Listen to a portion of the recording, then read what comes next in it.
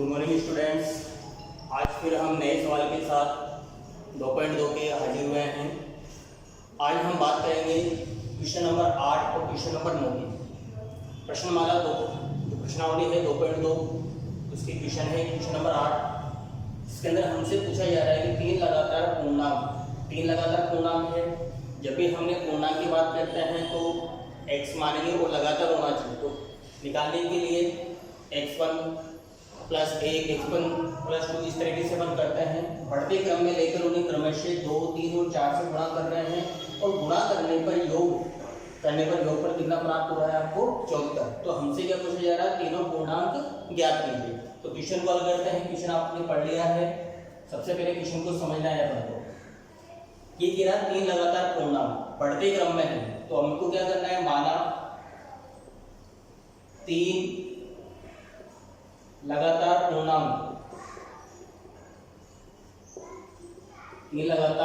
पूर्णांक बराबर क्या मान लेंगे अपन, x। पहली तो x हो जाएगी हमारी, दूसरी की हो जाएगी x प्लस 1 और तीसरी की हो जाएगी x प्लस 2। ये क्या हो गई हमारे तीन लगातार पूर्णांक। पहले हमने माने x, दूसरी क्या मान ले x प्लस 1 और तीसरी की हो जाएगी x प्लस 2। फिर आगे हमसे कह रहा है कि इन्हें क्रमशः 2, 3 और 4 से गुणा करने पर योग भी कर रहे, साथ में गुणा भी कर रहे, तो क्या करते योग करने पर योगफल 74 प्राप्त होता है। तो देखो x को किससे गुणा करेंगे 2 से, x प्लस 1 को किससे गुणा करेंगे 3 से, x प्लस 2 को किससे गुणा करेंगे 4 से। ठीक है, तो प्रश्नानुसार क्या कह रहा है ये अपन से कि आपके पास में जो तीन लगातार पूर्णांक है उनको किससे गुणा करना है, 2, 3 और 4 से। तो देखो मैंने x को गुणा किससे कर दिया 2 से। ठीक है, x प्लस 2 x प्लस 1 को गुणा किससे करना है 3 से, तो 3 लिख दिया बात। ठीक है, उसके बाद में क्या कह रहा है, x प्लस 2 को गुणा किससे करना है आपको 4 से, और इनका भी क्या करना है आपको योग करो। योग का मतलब क्या करना है जोड़, और जोड़ करने पर क्या प्राप्त होता है, योगफल आपका 74। तो ये हमारा क्या हो गया, प्रश्न होगा। तीन लगातार पूर्णांक, पहली को हमने 2 से गुणा किया, दूसरी को हमने 3 से गुणा किया और तीसरी को किससे गुणा किया 4 से। गुणा करने के बाद में क्या कर रहे हैं, हम योग कर रहे हैं और योग करने पर क्या आ रहा है आपको 74। अब इसी को क्या करना है, हमको हल करना है। तो देखो 2 को 1 से गुणा करेंगे तो क्या जाएगा 2x, प्लस का चिन्ह प्लस, 3 को गुणा करेंगे x से तो क्या हो जाएगा 3x प्लस 3 1 का 3, प्लस का चिन्ह प्लस, 4 को 1 से गुणा किया तो 4x प्लस 4 को 2 से गुणा किया तो 8 बराबर के 74। अब अपन क्या करते हैं कि अचर पद को एक साथ जोड़ लेते हैं, चर पद को एक साथ जोड़ लेंगे। तो देखो यहाँ पे ये 2x ये 3x और ये क्या है 9x 4x। तो इनको क्या कर लेंगे, x वाले पद को जोड़ लो, तो 2 और 3 5 और 4 9, तो ये तो 9x हो गया। इसी प्रकार अंकों को अपन को अलग जोड़ लेना है, तो 3 और 8 कितना हो गया यहाँ पे 11 बराबर यहाँ पे क्या है आपका 74। ठीक है, अब यहाँ से क्या करेंगे, ये 11 जो प्लस में इधर भेजेंगे तो किसमें जाएगी, ये माइनस में, तो 74 माइनस हो जाएगी 11। 9x बराबर 74 से 11 घटा करके बच गया 63। हमें तो x का मान चाहिए, तो अपन क्या करेंगे, 9x है, 9x मतलब क्या 9x से गुणा है, तो गुणा को इधर भेजेंगे तो किसमें जाएगा, वो भाग में पक्षांतर करते तो अपन क्या करते हैं, चिन्ह को बदल देते हैं, ये हमने पढ़ा है। अब क्या करेंगे, 63 में किसका भाग देंगे 9 का, तो 63 में 9 का भाग कितना बैठ जाएगा 7 9 63, 9 7 63, 7 बार हमारा गया, यानी x का मान कितना आ गया 7। अर्थात हमारी प्रथम जो पूर्णांक है, प्रथम पूर्णांक संख्या x बराबर के हो गए आपके 7। ठीक है, दूसरी की हो जाएगी द्वितीय पूर्णांक संख्या क्या हो जाएगी हमारी, दूसरी पूर्णांक संख्या अगर हम देखें यहाँ पे तो x प्लस क्या करेंगे अपन 1, तो x प्लस 1 करने पर क्या हो जाएगा 7 प्लस 1 बराबर क्या हो गया 8। ठीक है, और तृतीय पूर्णांक संख्या की बात करें अपन, तृतीय पूर्णांक संख्या हमारी क्या हो जाएगी, x प्लस क्या करेंगे अपन 2, x प्लस 2 कर दिया हमने, तो x प्लस यानी 7 प्लस 2 तो कितना आ गया 9, यानी हमारी तीन पूर्णांक संख्या लगातार क्या आ गई 7 8 9। अब अपन को ये देखना है कि हमारा आंसर सही है नहीं है, तो इसको भी अपन चेक कर लेते हैं। तो अपन वापस चलते हैं क्वेश्चन पे। हमसे क्या था कि तीन लगातार पूर्णांक 7 8 9, इनको किससे गुणा करना है 2 3 और 4 से। तो देखो 7 को 2 से गुणा किया 14, ठीक है, 8 को गुणा करेंगे 3 से तो 24, ठीक है, उसके बाद में 9 को गुणा किससे करना है 4 से, 9 4 को 36, इन सबको जोड़ लो, जोड़ने पे हमारा आंसर क्या आना चाहिए 74 को 74 आ रहा है। 4 और 4 कितने होते हैं 8, 8 और 6 14, 14 की 4 80 लगी है 3 और 2 5 और 1 6 रहेगा 80 का हमारा 7, यानी हमारा आंसर क्या है सही है। तो इस तरीके से अपन तुरंत क्वेश्चन भी जो हमारे क्वेश्चन के अंदर जो दे रखा है वो भी अपन चेक कर सकते हैं, उत्तर चेक करते हुए चलते चलेंगे आगे सवाल में। अगला क्वेश्चन है आपका नवा क्वेश्चन कह रहा है कि हारून और राहुल की वर्तमान आयु का अनुपात दे रखा है आपको 5:7, दोनों की आयु का अनुपात दे रखा है 5:7। 4 वर्ष बाद उनकी आयु का योग 56 हो जाता है 4 वर्ष बाद। अब इसमें ध्यान रखना है तो 2 शब्द होगा, 2 शब्द कौन कौन से, एक तो होता है बाद, एक होता है आपके पहले। अगर बाद की जगह पश्चात भी लिखा हो तो इसका मतलब क्या है, हमें जो आयु दे रखी है वर्तमान, तो उसमें अपन को आयु को ऐड करना पड़ेगा। जैसे मान लो कि अभी आपकी आयु 20 वर्ष है, या जैसे मेरी मान ली मैंने कि अभी मेरी आयु 20 वर्ष है, ठीक है। अब मैं कहूँ कि 4 साल बाद मेरी आयु क्या होगी, तो 4 साल बाद बोल रही है पश्चात, तो पश्चात में क्या करना है उनको जोड़ना है, यानी कितनी हो जाएगी 24। लेकिन अगर मैं कहूँ कि 4 साल पहले मेरी आयु क्या थी, तो पहले के अंदर क्या करेंगे अपन माइनस करेंगे वर्तमान आयु में से, ये हमें विशेष ध्यान रखना है। अगर शब्द बाद और पश्चात लिखा हो तो ऐड करना है, और पहले लिखा हो तो क्या करना है अपन को माइनस। अब चलते क्वेश्चन पे, ठीक है। तो यहाँ पे अपन को दे रखा है, यहाँ पे हमसे कह रहा है कि राहुल और हारून की वर्तमान आयु का अनुपात, तो वर्तमान आयु दे रही है, ठीक है। तो सबसे पहले अपन क्या कर लेंगे, माना जब भी हमेशा क्वेश्चन को अपन सोल्व करेंगे किससे, वर्तमान आयु लेके, तो वर्तमान आयु अपन को दे रखी है। तो अब देखो यहाँ पे क्या करेंगे, माना राहुल की वर्तमान आयु क्या मान लिया हमने 5x, वहां 5 दे रखा था तो हमने 100 लगा दिया कि 5x है, ठीक है। इसी प्रकार हारून की वर्तमान आयु तो 7x से, तो 7x तो कितना हो जाएगा 7x, ठीक है। इसी प्रकार अब देखो क्या कह रहा है 4 वर्ष बाद, तो 4 वर्ष बाद दोनों की गणना करेंगे ना अपन, 4 वर्ष बाद। तो देखो 4 वर्ष बाद राहुल की आयु अभी कितनी है उसकी 5x है। अब मैंने क्या कहा आपसे, जब बाद जो पश्चात में आएगा तो क्या करना अपन को जोड़ना है, जितना वो वर्ष दे रखा है तो अपन क्या करेंगे इसमें +4, ठीक है। इसी प्रकार राहुल की तो हमने निकाली, हारून की, इसी प्रकार 4 वर्ष बाद हारून की आयु तो क्या करेंगे अपन, इसमें भी 4 जोड़ देंगे, ठीक है। अब ये क्या कह रहा है, इनकी आयु का योग, तो इनकी जो आयु है उनका योग कितना है 56। तो देखो प्रश्न के अनुसार 5x + 4, ठीक है। ये तो किसकी, राहुल की, इन दोनों की आयु का योग करना है, योग का मतलब जोड़। तो ये लो 5x + 4 + 7x + 4, ये तो होगी आपके राहुल की, ये हारून की, और दोनों की आयु को क्या करते हैं हमने जोड़ कर दिया, और जोड़ करने पर कितना आ रहा है 56 वर्ष, ठीक है। ये हमारा प्रश्न बन गया। अब इसी को क्या करना है अपन को सॉल्व करना है, तो वही अपना चर के अंदर चर को जोड़ना है, चर के अंदर अचरों को जोड़ना है, ठीक है। तो देखो यहाँ पे 5x है और ये 7x है, तो कितना हो गया 12x हो गए, ठीक है। इसी प्रकार 4 और 4 कितने हो गए यहाँ पे 8, बराबर क्या है आपका 56। अब ये 8 प्लस का इधर भेजेंगे किसमें जाएगा, ये माइनस में, तो 12x बराबर 56 - 8 हो गया। तो 12x बराबर क्या रहेगा, यहाँ पे 56 में से 8 घटाए तो 48। अब हमें किसका मान चाहिए, x का, तो 12x, यानी 12 क्या हो रहा है 1 से गुणा हो रहा है, तो अपन को तो 1 से चाहिए, तो क्या करेंगे पर बटे में, तो बटे में गया भाग के अंदर 12 का भाग 2, 48 में 12 चौको 48, तो कितना वर्ष आ गया 4 वर्ष आ गया ना, ठीक है। लेकिन ये 4 वर्ष अभी आया नहीं, वर्तमान आयु की बात कर रहे हैं, वर्तमान आयु कितनी है राहुल की 5x है, यानी x का मान वहां रखना है अपन को उठा के। तो देखो अतः राहुल की वर्तमान आयु बराबर कितनी है 5x है, तो 5 पे से कैसे x का मान कितना है 4, तो कितनी वर्ष हो जाएगी 20 वर्ष, ठीक है। इसी प्रकार हारून की वर्तमान आयु कितनी दे रही है आपको 7x, तो 7 गुणा x का मान कितना है 4, 7 चौको 28, ठीक है। तो ये वर्तमान आयु आ गई। अब चलते हैं अपन कि हमारा आंसर सही है नहीं है, चेक करते हैं कि 20 और 28 का आंसर हमारा सही है या नहीं है। तो देखो ये कह रहा है कि वर्तमान आयु 20 है अभी, ठीक है। 4 वर्ष बाद में राहुल कितनी हो जाएगी, 24 होगी नहीं होगी। हाल में कितनी हो जाएगी, 4 वर्ष बाद में 32 हो जाएगी। अभी 28 है ना, 4 और 2 32 हो गई, और दोनों का ये कितना हो गया 56, यानी हमारा आंसर क्या है, सही है। तो इस तरीके से अपन को क्वेश्चन को क्या करना है, चेक करते हुए करना है कि आंसर जो आ रहा है हमारा सही है या नहीं है। ये 10वां क्वेश्चन है प्रश्न वाला 2.2 का। किसी कक्षा में बालकों और बालिकाओं की संख्या का अनुपात 7:5 है। बालक और बालिकाओं की संख्या का अनुपात दे रखा है आपको 7:5। यदि बालकों की संख्या बालिकाओं की संख्या से 8 अधिक है तो कक्षा में कुल कितने विद्यार्थी है, ये हमें पता करना है।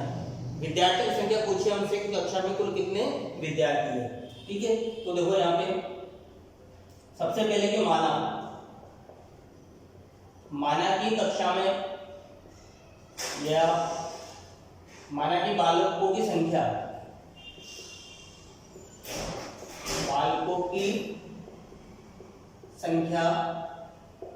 बराबर कितना अनुपात दे रखा है यहाँ पे 7:5। तो ये बालकों की संख्या आगे है यानी 7x, ठीक है। इसी प्रकार बालिकाओं की संख्या, इस प्रकार बालिकाओं की संख्या तो कितना आ जाएगा 5x, भाई 7:5 है तो 7x तो किसकी होगी, बालकों की, और 5x किसकी हो गई, बालिकाओं की। अब प्रश्न क्या कह रहा है, यदि बालकों की संख्या, अब चलते हैं प्रश्न के अनुसार, तो ये कह रहा है कि दोनों की जो संख्या है वो बराबर है, लेकिन कब, बालकों की संख्या है 7x, बालिकाओं की संख्या है 5x, ठीक है। ये हमसे कह रहा है यदि बालकों की संख्या बालिकाओं की संख्या से 8 अधिक है। यहाँ पे बालकों की जो संख्या है बालिकाओं की संख्या से कितना अधिक है, 8 जाता है, किसकी संख्या है, बालकों की। तो जब भी ध्यान रखना हमसे ये कहा जाए कि इसकी संख्या उससे ज्यादा है, तो इसका मतलब कि अगर मैं इसमें 8 जोड़ देता हूं तो किसके बराबर हो जाएगा, बालकों की संख्या के, क्योंकि 8 इसकी ज्यादा है। या फिर आप एक काम करो कि इसमें से क्या करो, आप 8 कम करो, तब जाके किसके समान आएगा, बालिकाओं की संख्या है, क्योंकि 8 भी ज्यादा ना। जैसे मैं कहूँ कि 20 और 14 है, ठीक है। इन दोनों में जो 20 है 14 से क्या है, 6 ज्यादा है। 6 ज्यादा का मतलब कि 6 माइनस करेंगे तभी तो पता चलेगा ना कि 14 के बराबर होगा। तो इसी प्रकार, या फिर आप क्या करोगे कि 6 को क्या करोगे, इसमें 20 में जोड़ दोगे, तब आप कहोगे कि 20 जो है जो 14 से 6 अधिक है। तो ये इस तरह का क्वेश्चन होगा कि 20 जो है 14 से क्या है, 6 अधिक। तो ऐसे ही अपन को यहाँ पे जो बालकों की संख्या है बालिकाओं की संख्या से 8 अधिक है, ठीक है। बालकों की संख्या है बालिकाओं की संख्या से कितना अधिक है, 8। ये हमारा क्वेश्चन हो गया। आगे फिर इसी को अपन को क्या करना है, सॉल्व करना है। तो देखो यहाँ पे 5x, ये 7x बराबर 5x है और प्लस 8 है। तो अपन क्या करेंगे, यहाँ से जो 5x है उसको इधर ले आएंगे, इधर ले जाएंगे तो किसमें आएगा, माइनस में, -5x बराबर हो गया आपका 8, ठीक है। 7x में से -5x घटाएंगे क्या रहेगा, 2x, 2x बराबर हो गया 8 हो गया।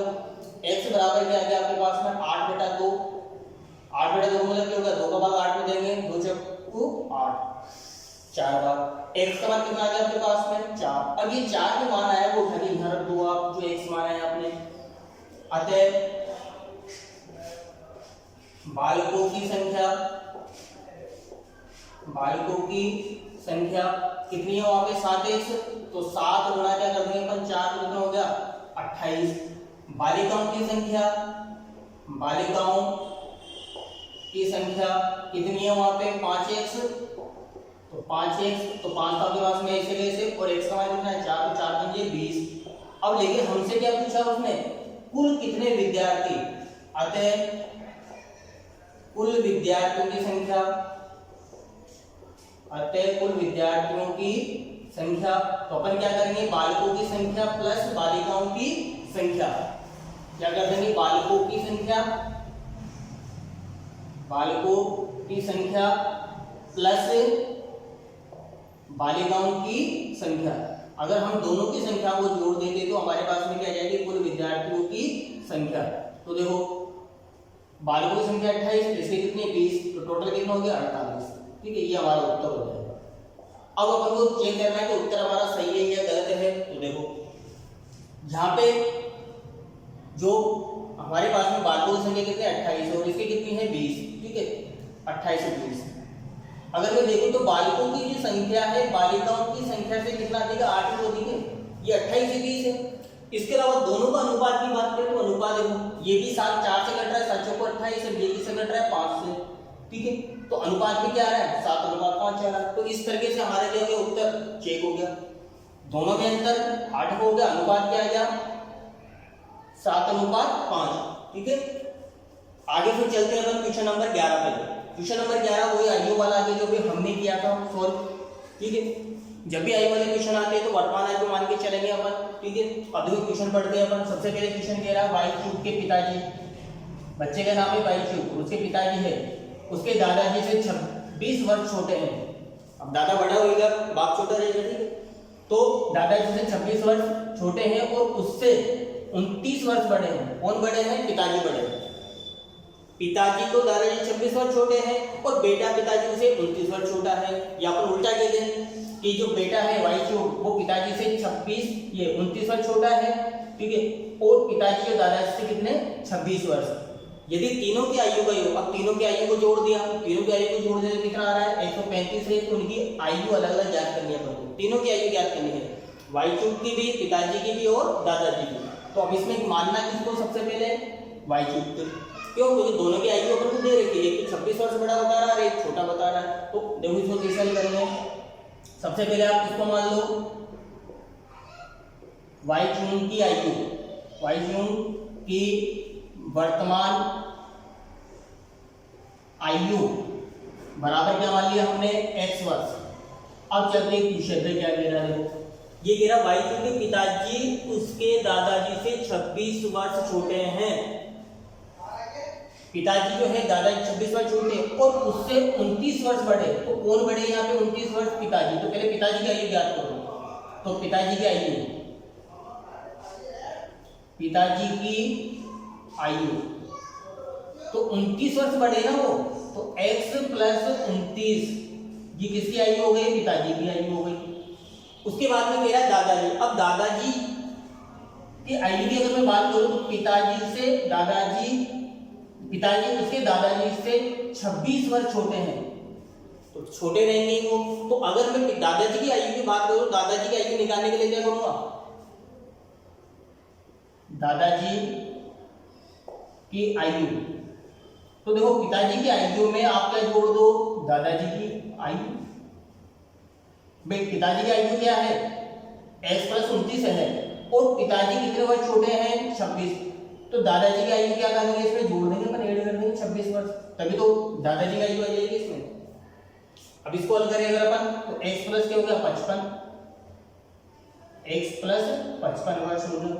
आगे यहाँ पे बढ़े दादाजी 55, पिताजी 29 हो गए, बाई क्यूब क्या हो गया x हो गया। ठीक है, अब इसी को अपन को क्या कह रहा प्रश्न के अनुसार कि तीनों की आयु का योग, तीनों की आयु का योग, तीनों की आयु को जोड़ दो तो x प्लस 29, x तो आपके वाई क्यूब की आयु है, x प्लस 29 पिताजी की आयु है और x प्लस 55 किसकी आयु है, ये दादाजी की, और इनका योग कितना है 135। फिर देखो आगे x पद को आगे जोड़ दो, 1 2 3 3x है तो 3x हो गया प्लस 29 प्लस क्या करना है आपको 55, 29 प्लस 55 किया तो कितना हो जाएगा आपके 29 में 55 को जोड़ा। ठीक है, तो ये हो गया आपके 84,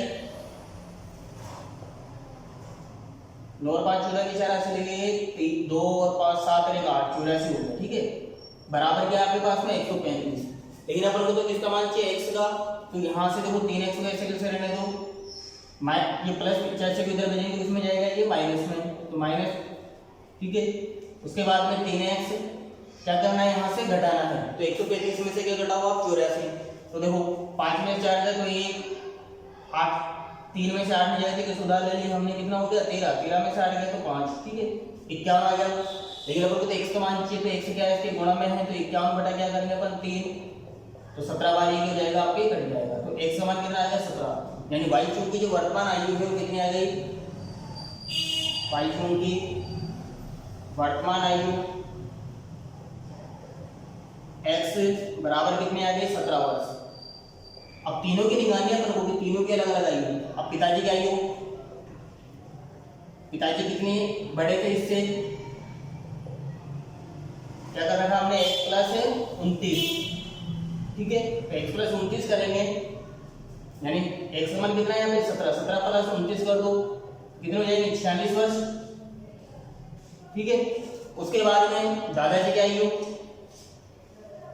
दादाजी की आयु, तो दादाजी की आयु के लिए क्या करेंगे अपन, x प्लस 55, यानी जो पोते की आयु है 17, उसमें क्या जोड़ देंगे 55, और तो 55 जोड़ दो इसके अंदर, तो कितना हो गया 72 वर्ष, ठीक है। अब हमें आंसर चेक करना है, तो आंसर चेक करने के लिए क्या करेंगे अपन, तीनों की आयु को योग कर दो, तो 17 प्लस 46 प्लस 72 जोड़ो, इसको कितना आना चाहिए आपका 135। तो देखो 7 6 13 8 2 15, 15 की 5 हाथ से लगी 1, ठीक है, 1 और 4 5 5 और 7 12, 12 एक 13, तो 135 वर्ष आ गया। यानी हमारा जो उत्तर है वो क्या है, सही है। तो इस तरीके से अपन हमने चेक भी कर लिया आंसर को कि हमारा आंसर जो है क्या है, सही है, ठीक है।